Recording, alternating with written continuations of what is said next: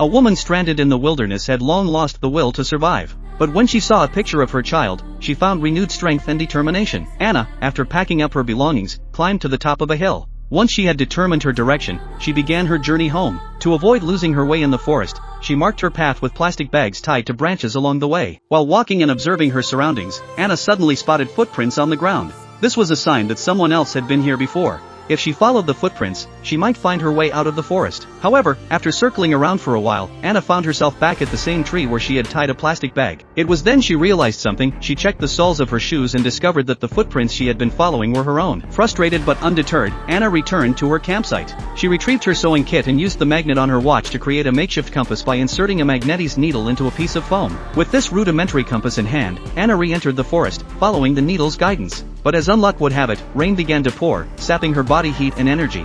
Her heavy backpack weighed her down further, leaving her utterly exhausted. Desperate to lighten her load, Anna discarded her tablet and continued onward. Yet, as her stamina dwindled, even her backpack became unbearable. She reluctantly discarded everything she deemed unnecessary, including bundles of paper that many would envy. As she trudged on in a daze, Anna came across one of those very same bundles of paper on the ground. She hurriedly checked her compass, only to find that the magnetism on the needle had worn off. Just as she was about to re-magnetize the needle, she realized something chilling. She had left her watch behind when she departed. Before she could even process this mistake, a sudden noise behind her sent her heart racing. Anna scrambled up a tree to escape, but a snapping branch left her hanging upside down. Only when she saw that her pursuer was merely a curious raccoon did she finally relax, eventually falling asleep under the tree. She had no idea how long she had slept, but a loud noise from above woke her. Looking up, Anna saw a plane flying overhead. Clinging to hope, she shouted for help and chased after it. However, in her haste, she tripped and fell into a deep cave, hundreds of meters below. When Anna regained consciousness, she found a massive boulder pinning her lower body.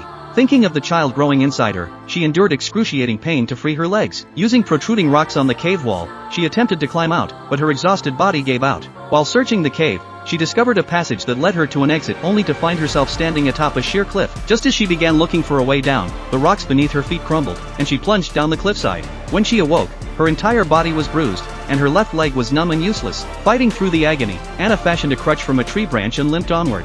However, she had lost all her supplies in the cave, leaving her with no hope of survival. Following the sound of rushing water, Anna came upon a river. Clinging to her last shred of hope, she grabbed a sturdy tree branch and leapt into the water. She floated downstream, but the violent current sapped her strength, and her branch slipped away. Exhausted and choking on river water, Anna drifted on the surface. She had no idea how much time had passed before she washed ashore, or a fisherman found her. Through their tireless efforts, Anna was revived. Months later, with her husband by her side, Anna welcomed her first child into the world.